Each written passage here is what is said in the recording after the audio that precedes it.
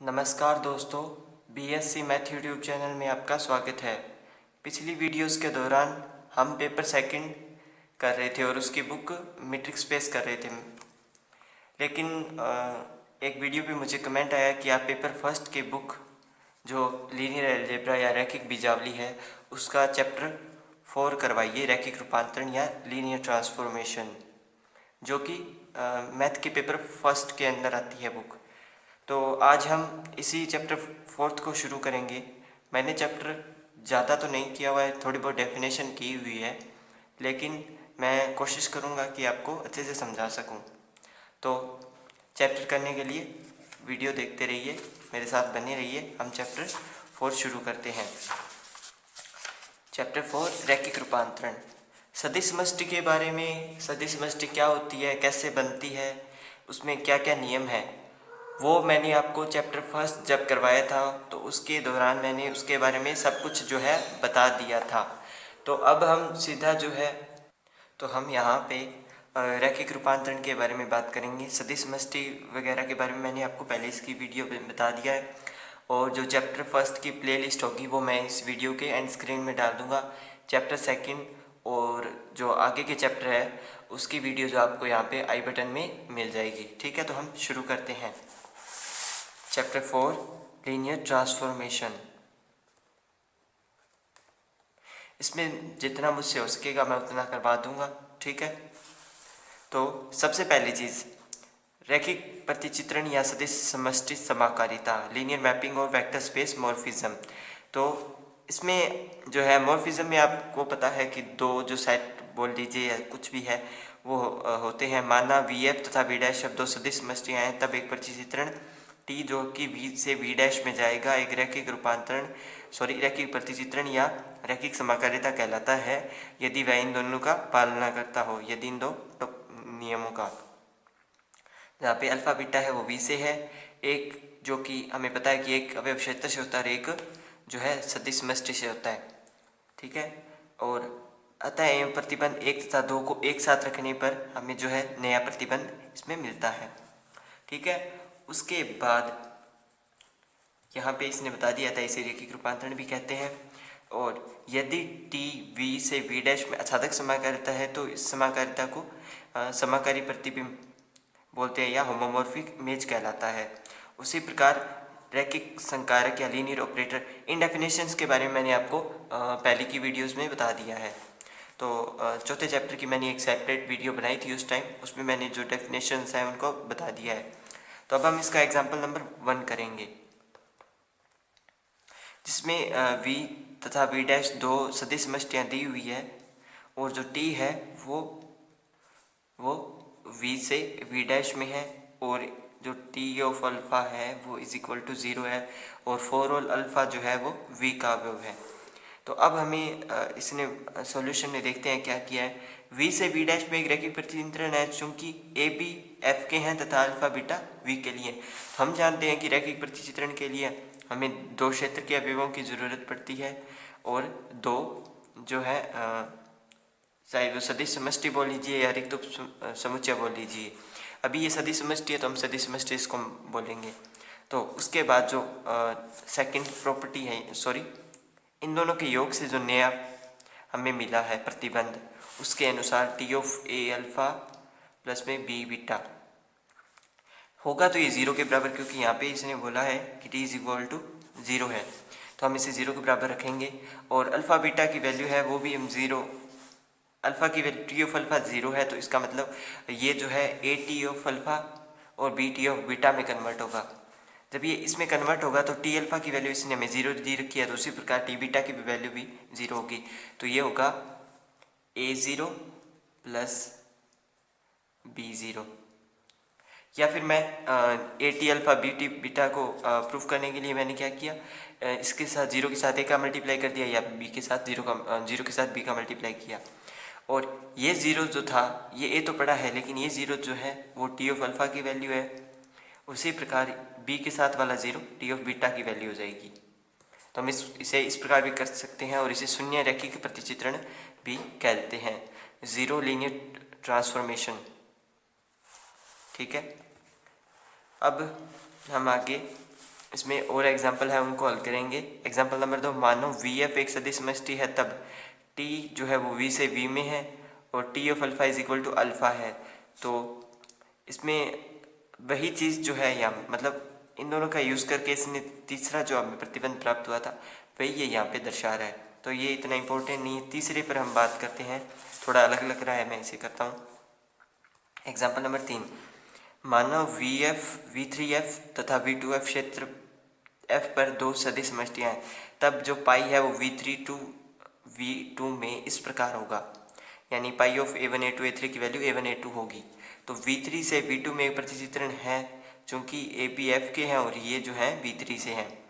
तो हम इसे शुरू करते हैं। पाई ऑफ A1 A2 और A3 प्लस में B1 B2 और B3। अब का सवाल यहाँ पे ये रहेगा कि हम वहाँ पे तो T of A alpha plus में बी बीटा का यूज़ करते हैं, तो हमने सेम उसी चीज़ का यहाँ पे यूज़ किया है। वहाँ पे क्या है कि इस जगह टी आ जाता है, लेकिन यहाँ पे इस जगह पाई आ गया है। और ये जो है ये अल्फ़ा की वैल्यू है और ये बीटा की, यानी ए अल्फ़ा और ये बीटा और ये ए और ये बी। ठीक है। उसके बाद हमें पता है कि ये अलग अलग हो जाता है, जैसे कि इसमें A T alpha B T beta. तो ये लास्ट में हम इसे प्रूव करके दिखाएंगे किस प्रकार जो है इसके इक्वल में जो है इसमें वैल्यू आएगी। मैं ए का अंदर मल्टीप्लाई करूँगा, पाई बाहर पड़ा रहेगा। ये देखिए पाई बाहर पड़ा रहेगा और इसका जो मल्टीप्लाई मैं करता हूँ तो ये बनेगा A1 coma A2 coma A3। इसका मल्टीप्लाई मैंने इसके साथ कर दिया और बीच में प्लस का साइन, ये B1 coma B2 coma B3। ठीक है। अब जो है हम जो है इनका जो है योग करेंगे, मतलब पहले का पहले के साथ, दूसरे का दूसरे का, तीसरे का तीसरे के साथ हम इनका योग करेंगे। तो पाई ये ब्रैकेट के अंदर आ जाएगी value A1 plus B1 comma A2 plus B2 comma A3 plus B3। ठीक है। हमने जो है इनका मल्टीप्लाई कर दिया है। अब हमें पता है कि जो प्रतिचित्रण है वो अप्लाई होने के बाद 3 से में 2 में हो जाएगा, मतलब जब उसके साथ पाई रहेगा तब तो वो 3 होगा और जब उसके साथ पाई नहीं रहेगा तो वो 2 में हो जाएगा। तो हम इसे 2 में बदल देते हैं। जैसा कि ए टी अल्फा टाइप, जैसे जब प्रतिचित्रण टूटता है वैसी वाली चीज़ होगी, तो वो वैल्यूज़ उसकी ही आएंगी जैसा कि इसमें दिया हुआ है। ठीक है ना, ये इस प्रकार होगा। तो ये बनेगा A1 कोमा A2। यहाँ पे सॉरी एक मिनट, हाँ A1 plus coma A2 plus B1 coma B2 यहाँ पे आ गया है, B1 और B2। ठीक है, ये आ गया है। अब पहले हमें इनका योग लेना होगा, सॉरी मैंने ये गलत कर दिया, ये लाइन पहले नहीं आएगी, पहले ये वाली लाइन आएगी। मतलब मैं इन दो चीज़ को उठाना होगा, A1 प्लस B1 और कोमा A2 प्लस में B2। उसके बाद हम इनके योग को ख़त्म करेंगे, मतलब जैसे पहले था उसमें वैसे अलग अलग ब्रैकेट बनाएंगे। अलग अलग बनाएंगे तो A1 कोमा A2 आ जाएगा और बीच में प्लस का साइन आएगा और यहाँ पे B1 कोमा B2 आ गया। फिर हम इनमें से A और B बाहर निकालेंगे तो ये बनेगा A1 कोमा A2 और प्लस में B1 कोमा B2। ठीक है, B हमने बाहर निकाल दिया। अब ये वैल्यू जो है वो पाई ऑफ A1 A2 A3 की वैल्यू है, तो हम इसमें पुट कर देते हैं। तो ये बनेगा A तो पड़ा है और इसकी value pi A1 A2 A3। उसी प्रकार B बड़ा रहेगा, इसको बीटा मैंने माना था तो ये B पाई B1 B2 और B3 आ गई है। ठीक है, तो ये एग्जाम्पल नंबर 3 कंप्लीट हो गया। इसी प्रकार एग्जाम्पल नंबर 4 होगा। एग्जाम्पल नंबर 4 करते हैं। इसमें हमें जो है योग दिया हुआ है, पहले कॉमा में वैल्यूज थी, इसमें योग का आएगा ट्रांसफॉर्मेशन अप्लाई होने के बाद। तो मैं डायरेक्ट जो है ट्रांसफॉर्मेशन से शुरू कर रहा हूँ। आपको उससे पहले कुछ चीज़ें लिखनी होगी कि हम जो है अवयव कहाँ से ले रहे हैं। जैसे कि इसने बोला है कि हम ए बी को आर से, और जो ट्रांसफॉर्मेशन है वो A1 कोमा A2 से, और जो B1 कोमा B2 है वो V2 से है, ठीक है। ये V2 से RR में है, ये भी एक सदिश समष्टि R2R, ठीक है ना।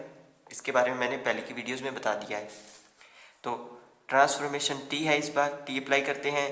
A अल्फ़ा, अल्फ़ा की वैल्यू ये है A1, A2 और प्लस में B बीटा B1, B2, ये उसकी वैल्यू है।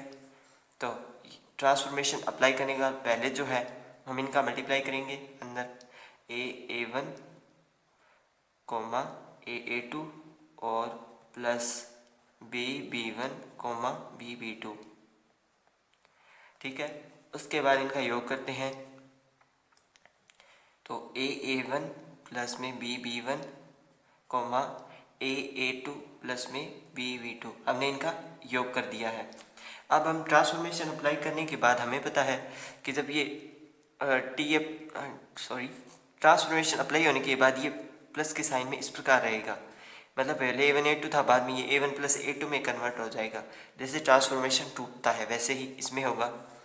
तो ये बनेगा A1 प्लस में B1 प्लस में A2 प्लस में B2। पिछले वाले में तो ऐसा था, अभी 3 से 2 में था, इस बार 2 से 2 में है, तो वैल्यू जो है कम नहीं होगी, सेम ही रहेगी। अब जो है A कॉमन आ जाएगा इसमें, सॉरी कॉमन, यस कॉमन लेंगे, क्योंकि उसमें जो है कॉमा का सिस्टम था, इसमें कॉमा नहीं है। प्लस में B1 ये आएगा, B कॉमन है, गलत कर रहा हूँ मैं, कुछ ना कुछ तो गड़बड़ हुई है इसमें, ये मैंने गलत किया है। हम क्या करेंगे, A वाली वैल्यूज़ जो है उनको एक साइड लेके आएंगे, A1 प्लस में A2, कोई फ़र्क नहीं पड़ेगा इसमें, क्योंकि बीच में प्लस का साइन है और यहाँ पे प्लस का साइन है। तो पहले आप ध्यान रखिए कि हमें वैल्यूज़ को सेपरेट कर लेना है, भी कॉमन सही से आ सके, इस चीज़ का आपको ध्यान रखना है। थोड़ा सा पेज ऊपर कर लेता हूँ मैं। तो ये देख लीजिए, मैंने इनको एक जैसा कर लिया, मतलब A वाली वैल्यू एक साइड लिया और B वाली वैल्यू एक ब्रैकेट में कर ली। अब हम A को आसानी से कॉमन ले सकते हैं, तो A1 प्लस में A2 मैंने यहाँ से कॉमन लिया, सॉरी A कॉमन लिया, A1 प्लस A2 रह गया, यहाँ से B कॉमन लिया, B1 प्लस B2 रह गया, ठीक है। उसके बाद हमें पता है कि A1 प्लस A2 किसकी वैल्यू थी, A1 plus A2 T of A1 A2 की वैल्यू थी, तो हम A1 प्लस A2 की जगह T ऑफ A1 A2 रख देते हैं। उसी प्रकार जो B की वैल्यू होगी वो T ऑफ B1, B2 की वैल्यू होगी। तो ये जो है हमने ट्रांसफॉर्मेशन जो है इसमें बता दिया है। आगे है एग्जाम्पल नंबर 5, इसमें योग था, इस बार V2 F से F ऑफ F में है और T of A1 A2 A1 की तरफ है, मतलब वैल्यू एक कम हो रही है। तो मैं आपको ये बुक में ही बता देता हूँ, क्योंकि इसके बाद जो थ्योरम है तो हो सकता है थ्योरम ना हो इस वीडियो में, इसलिए मैं आपको ये बुक में समझा देता हूँ। तो देखिए A1 A2 B1 B2 हमें दो वैल्यूज़ लेनी होंगी, क्योंकि ये ब्रैकेट में दिया हुआ है यहाँ पे, ये देखिए ट्रांसफॉर्मेशन के लिए अल्फ़ा की वैल्यू A1 A2 और बीटा की वैल्यू B1 B2 मान लेते हैं, और T of A alpha plus में B बीटा, ये वाला ट्रांसफॉर्मेशन वाला अप्लाई करेंगे। तो पहले जो है A का अंदर मल्टीप्लाई होगा और B का अंदर मल्टीप्लाई होगा, फिर हम इनका योग कर लेंगे, तो A1 प्लस में B1 कोमा A2 प्लस में B2। अब हमें पता है कि A1 A2 से ट्रांसफॉर्मेशन अप्लाई करने पर वो A1 रह जाएगा, ठीक है। तो उसी प्रकार यहाँ पे क्या होगा, A1 प्लस B1 पर जब हम ट्रांसफॉर्मेशन अप्लाई करेंगे, मतलब इन दोनों पे, तो हमारे पास A1 प्लस में B1 यानी 1 वाला रह जाएगा और 2 वाला ख़त्म हो जाएगा। तो 2 वाला ख़त्म हो जाएगा। फिर यहाँ पे हमें पता है कि A1 की वैल्यू क्या थी, T ऑफ A1 A2, और यहाँ पे B1 की value T of B1 B2, तो हम वो पुट कर देंगे और हमारा सवाल हल हो गया। तो अब हम इसकी थ्योरम शुरू करते हैं, रैखिक प्रतिचित्रण के प्रगुण, जिसमें पहली है, यदि T सदिश समष्टि VF से V'F में प्रतिचित्रण है तो, ये हमें 3 दी हुई है, हम इसे प्रूफ करते हैं। मैं पेज चेंज कर लेता हूँ। तो हम थ्योरम शुरू करते हैं। अगर आपको इससे थोड़ी बहुत भी हेल्प मिले तो कमेंट ज़रूर कीजिएगा, ताकि मेरा थोड़ा हौसला बना रहे कि हाँ मैंने किसी की हेल्प की है। और आपका कमेंट करने के लिए धन्यवाद, क्योंकि मैंने इस चैप्टर को जब हमारे एग्ज़ाम हुए थे तो मैंने खोल के भी नहीं देखा था, क्योंकि मैंने किया ही नहीं था। तो मैं ये मान के चल रहा था कि मुझे आता ही नहीं है। जब मैंने इसे थोड़ा पढ़ा, थोड़ी चीज़ समझ में आई, क्योंकि सदी समष्टि मैंने पहले से की हुई है, तो तब ये जो चीज़ें मेरी थोड़ी थोड़ी जो है माइंड में आने लगी, तभी मैं आपको समझा पा रहा हूँ। वैसे मैंने ना कोचिंग में किया है ना कॉलेज में किया है। तो इसमें सबसे पहले हमें मानना पड़ेगा, मान लो कि एक अल्फ़ा है वो वी का है, और चूंकि यहाँ पे जो जीरो है वो भी वी में शून्य अवयव है। हमने वी को सदिश समष्टि यहाँ पे इसने दे रखा है, और सदिश समष्टि की जो पहली प्रॉपर्टी है उसमें वी प्लस जो है आबेली ग्रुप होता है। तो ये जो है ये ज़ीरो अवश्य ही उसमें मौजूद होगा, अगर मौजूद नहीं है तो वो आबेली ग्रुप नहीं होगा, ठीक है ना। तो ये मौजूद होता है। अब जो है इनका योग भी कर सकते हैं, तो अल्फ़ा का योग मैं ज़ीरो के साथ करूँगा तो मुझे अल्फ़ा मिलेगा। जब मैं इन पर ट्रांसफॉर्मेशन अप्लाई करूँगा, मैंने दोनों साइड इस पर ट्रांसफॉर्मेशन अप्लाई कर दिया, टी ऑफ अल्फ़ा ये मैंने अप्लाई कर दिया, तो हमको पता है कि ट्रांसफॉर्मेशन अलग अलग हो जाता है, जैसे कि हमने पिछले के 2 सवालों में एग्जाम्पल्स में किया है, ठीक है। तो चूंकि यहाँ पे आपको लिख देना है, ठीक है, वो रैखिक रूपांतरण है, जैसा कि बुक में भी लिखा हुआ है रैखिक प्रतिचित्रण है। उसके बाद टी अल्फ़ा प्लस में टी ज़ीरो और टी अल्फ़ा, यहाँ पे ये ज़ीरो डैश इसलिए ले रहा है क्योंकि हम जो ट्रांसफॉर्मेशन है वो वी एफ से वी डैश एफ में जो है ट्रांसफ़र कर रहे हैं। तो वी का तो यहाँ पे जो है शून्य अवयव आ गया, वी डैश का शून्य अवयव हम जो है यहाँ पे आएगा नहीं, तो उसे हमें लाना पड़ेगा। तो मैंने यहाँ पे ज़ीरो डैश उसको ले आया, और यहाँ पे लिख दीजिए चूँकि जो ज़ीरो डैश है वो वी डैश में शून्य अवयव है, ठीक है। उसके बाद v प्लस, यहाँ पे देखिए v डैश प्लस आबेली समूह है था निरसन नियम से, मैंने आपको बताया था उसमें v प्लस आबेली ग्रुप होगा तब। तो ये निरसन नियम से ये दोनों कैंसिल हो जाएंगे, आपको यहाँ पे लिखना होगा, मैं नहीं लिखूंगा। मेरे पास t of zero is equal to zero dash आ गया, और ये हमें a में प्रूव करना था, ठीक है। आप ये लाइन ज़रूर लिखिएगा, v प्लस आबेली समूह है था निरसन नियम से, या फिर v plus V dash plus is abelian group then by cancellation लो, ठीक है। अब हम बी की बात करते हैं। बी में हमें T of minus alpha is equal to minus का टी अल्फ़ा प्रूव करना है, और अल्फ़ा जो है वो वी से है। चूँकि हमें दे रखा है कि अल्फ़ा है वो वी का है, तो वी में जो है वो आबेली ग्रुप है आता है, माइनस अल्फ़ा भी जो है उसमें मौजूद होगा, और अल्फ़ा का योज्य प्रतिलोम या नेगेटिव एलिमेंट योज्य प्रतिलोम है। अतः अल्फ़ा प्लस में अगर हम इन दोनों का योग करें तो हमें पता है कि इनका जो है वो ज़ीरो आएगा योग। फिर मैंने ट्रांसफॉर्मेशन अप्लाई किया अल्फ़ा और प्लस में, ये इसको माइनस को मैं ब्रैकेट में रख रहा हूँ इसलिए मैंने अलग अलग ब्रैकेट बनाई है, टी ऑफ ज़ीरो, तो इसको मैं ज़ीरो डैश मान लूँगा क्योंकि सदिश समष्टि वी से वी डैश में जा रही है, तो इसको मैंने ज़ीरो डैश मान लिया, ठीक है। अब जो है इनको ट्रांसफॉर्मेशन अलग अलग कर लेते हैं, टी ऑफ अल्फ़ा और प्लस में टी ऑफ माइनस का alpha is equal to zero dash, क्योंकि हमें पता है कि ज़ीरो डैश आएगा। यहाँ पे इसने बोला है कि T of minus alpha T alpha का वी डैश में योज्य प्रतिलोम है, तो ये बता रहा है अभी जो टी ऑफ अल्फ़ा है उसका योज्य प्रतिलोम टी ऑफ माइनस अल्फ़ा होगा, ठीक है ना। ये एक दूसरे की योज्य प्रतिलोम है एक तरीके से देखें तो T of alpha minus alpha is equal to minus का टी ऑफ अल्फ़ा हो जाएगा, ठीक है। योज्य प्रतिलोम का मतलब हमें यही पता है कि अगर x है तो उसका योज्य प्रतिलोम माइनस एक्स होगा, तभी वो जो है जीरो जीरो होगा जाके, ठीक है। बी इसका कंप्लीट हो चुका है। सी की बारी, हमें T of alpha minus beta is equal to ये प्रूव करना है, तो हम वो साइड लेके चलेंगे, तो मैं क्या करूँगा, अंदर बड़ा ब्रैकेट बना के और जो माइनस है उसको बीटा के साथ कर दूंगा, ज़्यादा कुछ चेंज मैंने नहीं किया यहाँ पे।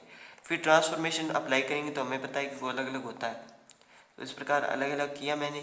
फिर जो है मैं बीटा की वैल्यू जो माइनस है उसे मैं बाहर ले आऊँगा, तो इस प्रकार जो है ये हमने तीसरा पॉइंट भी जो है प्रूव कर दिया है, ठीक है। अब आगे आता है समाकारिता की अस्थि। मान लो वी एफ तथा वी डैश एफ दो सदिश समष्टियाँ तथा ट्रांसफॉर्मेशन वी से वी डैश में एक समाकारिता है, तब v के उन अवयवों का समुच्चय k जिनका t प्रतिबिंब v डैश का शून्य अवयव हो तो t की अष्टि कहलाता है, जिसे प्राय कर्नल t में व्यक्त करते हैं। समाकारिता की कर्नल के बारे में मैंने आपको पहले की वीडियोस में बताया हुआ है कि ये वी एफ है और ये वी डैश एफ है। यहाँ से ट्रांसफॉर्मेशन टी है।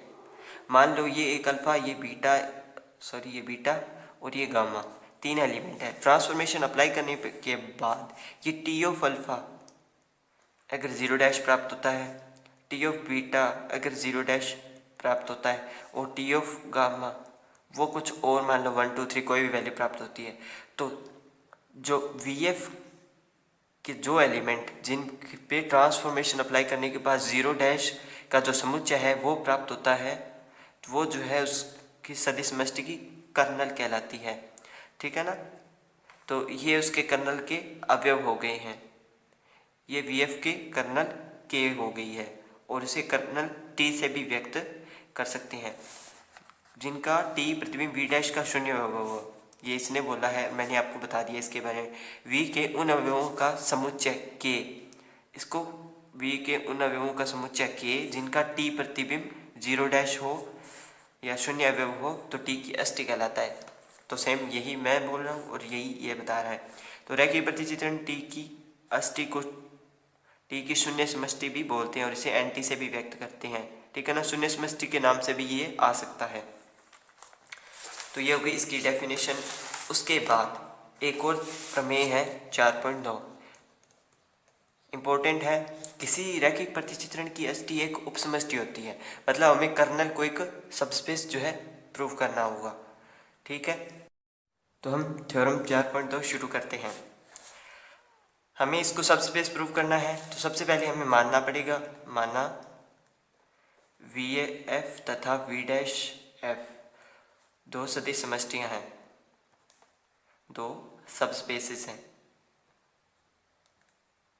ये हमने मान लिया है। और जीरो तथा जीरो डैश क्रमशः उनके शून्य सदिश हैं, शून्य सदिश हैं। जीरो डैश क्रमशः उनके शून्य सदिश हैं।